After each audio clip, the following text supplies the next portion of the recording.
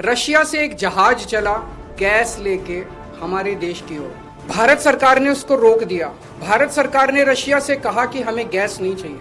हमारे देश के प्रधानमंत्री हमें कह रहे हैं कि स्कूटर इस्तेमाल मत करो, मोटरसाइकिल इस्तेमाल मत करो, कार इस्तेमाल मत करो, public transport work from home कर लो, तेल बचाओ।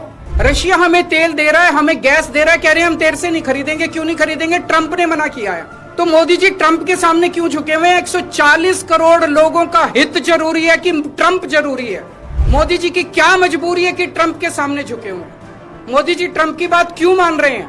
पूरी दुनिया का कोई नेता, कोई देश ट्रंप की बात नहीं मान रहा, मोदी जी ट्रंप की बात क्यों मान रहे हैं? चारों तरफ अफवाह फैली हुई है कि एप्स्टीन फाइल्स के अंदर मोदी जी का नाम आया, इसलिए मोदी जी डरे हुए हैं। चारों तरफ अफवाह फैली हुई कि अडानी को बचाना है, इसलिए मोदी जी डरे हुए हैं। मेरा कोई इंटरेस्ट नहीं है मोदी जी का एप्स्टीन फाइल में नाम है कि वो अडानी को बचाने की कोशिश कर रहे हैं कि कोई और कारण है। मेरा उनके व्यक्तिगत जीवन में कोई इंटरेस्ट नहीं है।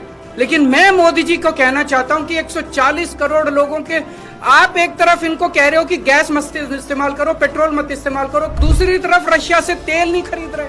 मोदी जी, मैं नहीं जानता आपके क्या व्यक्तिगत कारण है, लेकिन अगर आप अपने व्यक्तिगत प्रेशर को झेलने की क्षमता नहीं रखते हैं तो इस्तीफा दे दीजिए। 140 करोड़ लोग, बहादुर लोगों का देश है ये, जिसने बड़ी बड़ी कुर्बानियां दी हैं। हमारे देश में ऐसे बहुत लोग हैं जो ट्रंप को उसकी जुबान के अंदर जवाब देंगे, ट्रंप के सामने खड़े होकर उसकी आंखों से आंखें मिला के ट्रंप को जवाब देने की हिम्मत रखते हैं हमारे देश में। ऐसे व्यक्ति को प्रधानमंत्री बनाएंगे हम, जो ट्रंप को उसकी भाषा में जवाब दे। आज मोदी जी 140 करोड़ लोग आपसे फरियाद करते हैं, अभी तुरंत इसी वक्त रशिया से तेल खरीदना शुरू कीजिए, रशिया से गैस खरीदनी शुरू कीजिए और बंद कीजिए ट्रंप की गुलामी करना। हमारा देश महान देश है, बड़ी शर्म आती है, बड़ी दुख होती है, बड़ी कौफ्त होती है जब इतने बड़े महान देश का प्रधानमंत्री ट्रंप के सामने गिड़गिड़ाता है, उसके सामने झुक जाता है।